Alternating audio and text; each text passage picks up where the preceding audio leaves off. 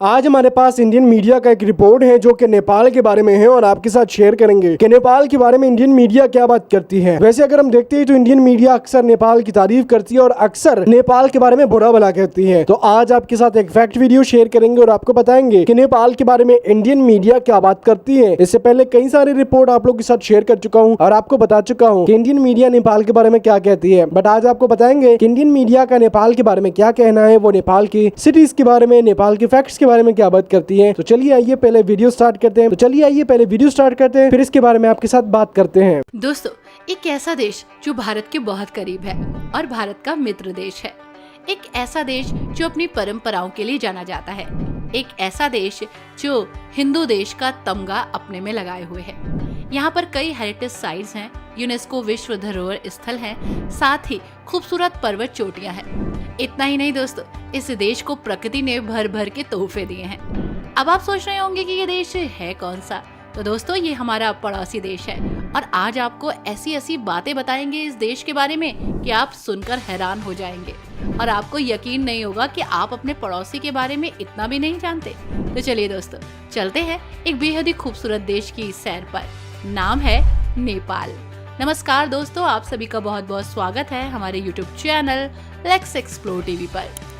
दोस्तों, नेपाल एक बहुत ही खूबसूरत दक्षिण एशियाई लैंडलॉक देश है। नेपाल के उत्तर में तिब्बत, दक्षिण पूर्व और पश्चिम में भारत है। नेपाल की 80 से ज्यादा प्रतिशत जनसंख्या हिंदू धर्म को मानती है। नेपाल विश्व के प्रतिशत के आधार पर सबसे बड़ा हिंदू राष्ट्र है। दोस्तों, यहाँ की नेशनल लैंग्वेज है नेपाली और यहाँ की कैपिटल है काठमांडू और लोगों को बोला जाता है नेपाली। दोस्तों, नेपाल एक खूबसूरत देश होने के साथ साथ बेहद ही खास है। अक्सर लोग अपनी छुट्टियां बिताने के लिए प्रकृति के करीब कुछ वक्त बिताने के लिए यहाँ आते हैं। ये देश न केवल भगवान बुद्ध का घर था, बल्कि एक वनस्पतियों और जीवों की कई प्रजातियों का निवास स्थान भी बना। इतना ही नहीं, यहाँ कई यूनेस्को विश्व धरोहर स्थल भी हैं, जिन्हें देखने के लिए यहाँ लोग आते हैं। नेपाल के बारे में जानने के लिए बस इतना ही नहीं है, और भी बहुत कुछ है। यहाँ की प्राकृतिक सुंदरता आपको मंत्रमुग्ध कर देगी। नेपाल एक ऐसा देश है जहाँ पर कई पर्वत चोटियां हैं। इसमें सबसे अधिक आश्चर्यजनक बात तो ये है कि पूरे विश्व की 10 सबसे ऊंची पर्वत चोटियों में से 8 नेपाल में ही है। इसमें 8,848 मीटर की ऊंचाई वाला माउंट एवरेस्ट आपको यही मिलेगा। आमतौर पर नेपाल के पर्वत हमेशा ही दुनिया के लोगों को अट्रैक्ट करते हैं। हालांकि बहुत कम लोग जानते हैं कि नेपाल ऊंचाई और गहराई दोनों में एक बेहतरीन क्षेत्र है। यहाँ पर 4,375 मीटर गहरी काली खंड की घाटी है। इसे दुनिया की दूसरी सबसे गहरी घाटी कहा जाता है। ये घाटी काली गंडकी नदी द्वारा बनाई गई है। नेपाल से हमारा एक ऐसा नाता है दोस्तों, जहाँ हम बिना किसी वीजा या पासपोर्ट के जा सकते हैं। तभी तो कहते हैं कि ये हमारा मित्र देश है। यहाँ जाने में नो झिकझिक, नो टिक टिक। नेपाल की संस्कृति और आबो हवा लोगों को इस कदर अट्रैक्ट करती है कि लोग यहाँ अक्सर घूमने के लिए आते हैं और यहीं रुकने के लिए सोचते हैं। पूरी दुनिया में एकमात्र नेपाल ही ऐसा देश है जो आज तक किसी भी देश का गुलाम नहीं हुआ। यही वजह है कि यहाँ किसी भी तरह का स्वतंत्रता दिवस नहीं मनाया जाता। आप सिर्फ इतनी सी बात सुनकर चौंक गए होंगे। तो चलिए कुछ और ऐसी बातें बताते हैं आपको जिससे आप चौंक जाएंगे, यानी सरप्राइज हो जाएंगे। दोस्तों, अगर आपको लगता है कि नेपाल पर्वतारोहण के लिए, माउंट क्लाइंबिंग के लिए एक बेहतरीन देश है, तो आप बिल्कुल गलत नहीं है। लेकिन शायद आपको जानकर हैरानी होगी, लेकिन देश की राजधानी शहर काठमांडू में 15 किलोमीटर के दायरे में 7 यूनेस्को विश्व धरोहर है। इसे लिविंग कल्चरल म्यूजियम के रूप में देखा जाता है।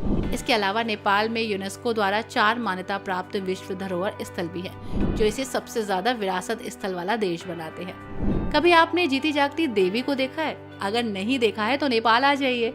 यहाँ आपको जीती जागती देवी के दर्शन हो जाएंगे। यहाँ की देवी को कुमारी के रूप में जाना जाता है, जिसका शाब्दिक अर्थ होता है कुंवारी। प्यूबर्टी से पहले लड़कियों को देवी तालेजू के रूप में जाना जाता है। कुंवारी देवियों को मंदिर में विराजमान कराया जाता है। त्योहारों के दौरान उनकी पूजा अर्चना होती है, रथों पर परिक्रमा लगवाई जाती है और इनको पूजा जाता है। हालांकि प्यूबर्टी खत्म होने के बाद या बीमारी या एक्सीडेंट का शिकार होने के बाद इन्हें रिटायर कर दिया जाता है। दोस्तों, आपको पता है, हमारी घड़ी औरों के मुकाबले पीछे या आगे चल रही हो तो हम झट से उसको ठीक कर देते हैं, लेकिन नेपाल के लोगों को इससे कोई फर्क नहीं पड़ता। नेपाल का समय माउंट एवरेस्ट के आधार पर चलता है, जिस वजह से यहाँ का समय दुनिया के अन्य हिस्सों के मुकाबले 45 मिनट पीछे रहता है। आपको विश्वास नहीं होगा कि 1,47,181 वर्ग किलोमीटर के इस छोटे से देश में कभी भी जातीयता को लेकर दंगे नहीं हुए, कोई भी कॉन्फ्लिक्ट नहीं हुए। लोग यहाँ आराम से प्यार मोहब्बत से रहते हैं और मजे करते हैं। नेपाल एकमात्र ऐसा देश है जहाँ का झंडा आपको 2 त्रिभुज आकार का दिखेगा। दरअसल इस झंडे को 1962 में स्थापित किया गया। डिजाइन 2000 साल पुराना है और नेपाल का ये झंडा हिमालय का भी प्रतिनिधित्व करता है। नेपाल की पौराणिक कथाओं के साथ साथ विज्ञान भी मानता है कि नेपाल की राजधानी काठमांडू कभी एक झील थी। झील 15,000 वर्षों से ज्यादा समय में चरणबद्ध तरीके से सूख गई और इसे यहाँ की राजधानी बना दिया गया। वैसे दोस्तों, नेपाल की लड़कियाँ काफी खूबसूरत होती हैं। जितना नेपाल खूबसूरत है तो प्रकृति यहाँ के लोगों को खूबसूरत तो बनाएगी ही। बहुत आसानी से ये लड़कियाँ आपका मन मोलेगी। नेपाल के लिए कहा जाता है कि एक सेक्स फ्री कंट्री है। हालांकि ये एक डिबेटेबल टॉपिक है, इस पर डिबेट हो सकती है। कोई कहता है ऐसा नहीं है और कोई कहता है ऐसा है। हालांकि गवर्नमेंट इस बात को एक्सेप्ट नहीं करती है कि उसका देश सेक्स फ्री कंट्री है। कई देशों की तरह यहाँ भी आपको सेक्स वर्कर्स हालांकि मिल जाएंगे। कई रेड लाइट एरियाज हैं जहाँ पर सेक्स वर्कर्स एक्टिव हैं। यहाँ पर सेक्स की तलाश में आने वाले टूरिस्ट इजीली एजेंट से संपर्क करते हैं और उन्हें सर्विस प्रोवाइड हो जाती है। हालांकि गवर्नमेंट इस बात को बिल्कुल भी एक्सेप्ट नहीं करती और ये भी कह सकते हैं कि कोई पॉजिटिव कदम भी नहीं उठाती है।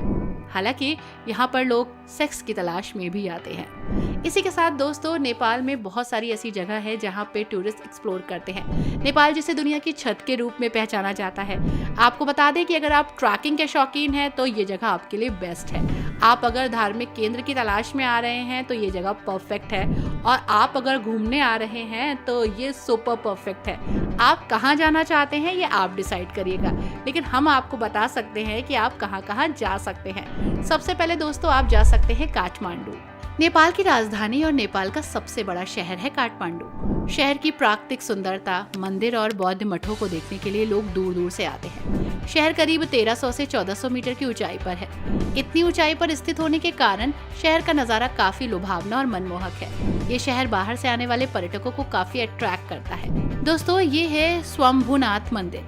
स्वयंभूनाथ मंदिर नेपाल के सबसे लोकप्रिय पर्यटक स्थलों में से एक है।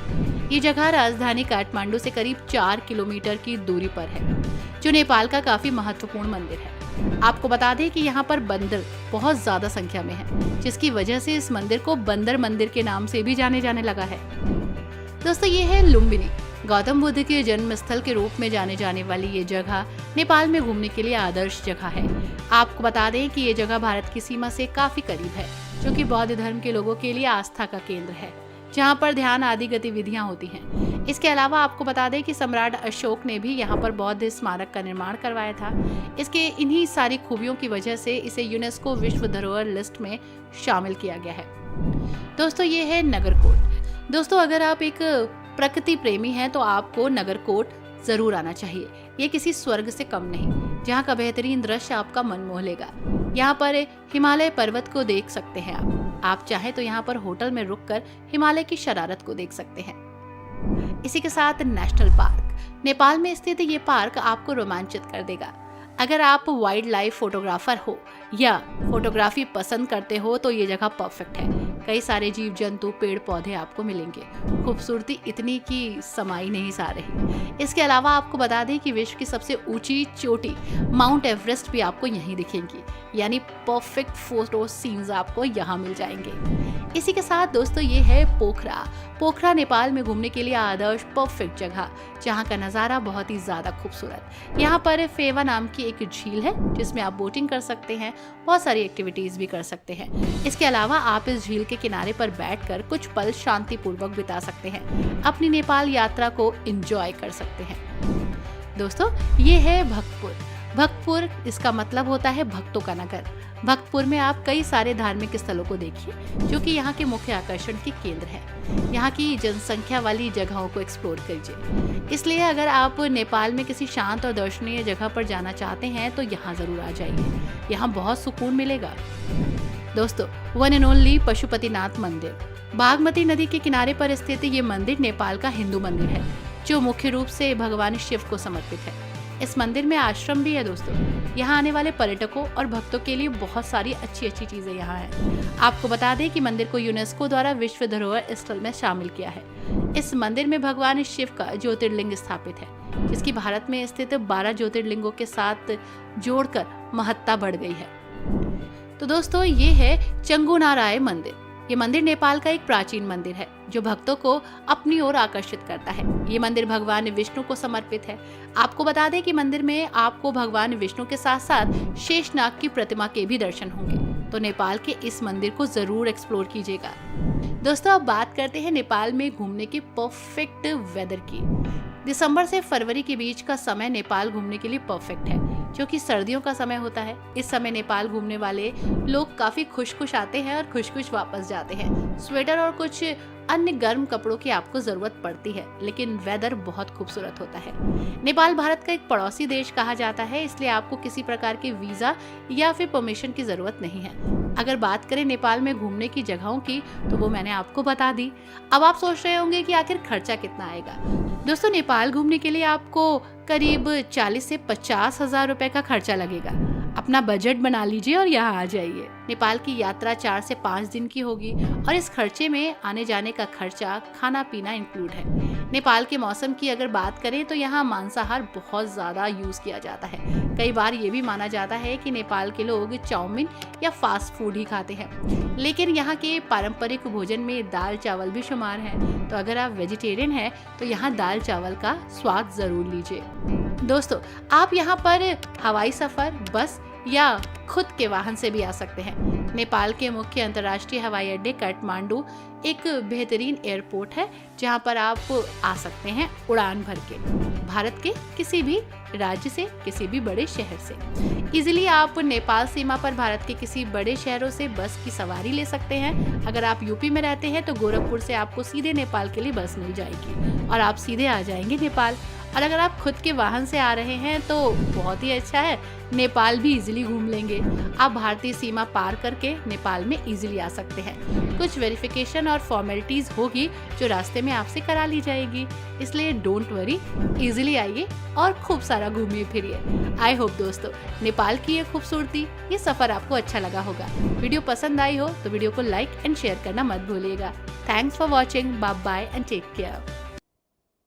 तो आप लोगों ने वीडियो देख ली होगी, इंटरेस्टिंग लगी होगी। बेसिकली अगर हम बात करते हैं तो नेपाल के अंदर मुख्तलिफ चीज़ें हैं। नेपाल के फैक्ट्स को देखें, नेपाल की चीज़ों के बारे में देखें तो इंडियन मीडिया अक्सर प्रोपेगेंडा करता है। कुछ चीज़ें वो सच बताता है, कुछ चीज़ें नहीं बताता। तो रिसेंटली टाइम में भी अगर हम देखते हैं तो नेपाल के लिए इतनी अच्छी इंपॉर्टेंट न्यूज़ इंडिया की तरफ से नहीं आई, बट अब अच्छी न्यूज़ निकलना स्टार्ट हो चुकी है इंडिया की तरफ से, और इंडिया वाले भी नेपाल की बातों को कबूल भी कर रहे हैं और मान भी रहे हैं। और ये चीज़ें मुझे भी अच्छी लग रही है। नेपाल के अंदर अब ये सब ने आ रहा है कि भाई ग्रेटर नेपाल के लिए भी इंडिया की तरफ से थोड़ी बहुत हलचल हो रही है। साथ में अगर हम नेपाल की फैक्ट्स को देखें तो उसके बारे में बात की जा रही है। वैसे तो इंडियन मीडिया कोशिश करते हैं कि नेपाल के अंदर प्रोपेगेंडा करें, ना है कि सिर्फ नेपाल के बारे में, बल्कि नेपाल के अलावा जो हमें एशिया ममालिक देखते हैं, जिसमें हमें पाकिस्तान हो गया, जिसमें नेपाल हो गया, बांग्लादेश हो गया, इसमें अक्सर इंडियन मीडिया इनके बारे में प्रोपेगेंडा करता है और गलत बातें पहुंचाता रहता है। बट इस दफा हमें अच्छी चीजें देखने को मिल रही है और नेपाल के बारे में भी इंडियन वाले अच्छी चीजें कह रहा है। नेपाल के बारे में रिसेंटली इंडियन न्यूज ने एक बताया कि भाई नेपाल के अंदर ऑयल की ड्रिलिंग की जा रही है चाइनीज कंपनी की तरफ से। एक अच्छा इकदाम है और नेपाल के लिए भी काफी अच्छी चीज है कि चाइनीज कंपनियां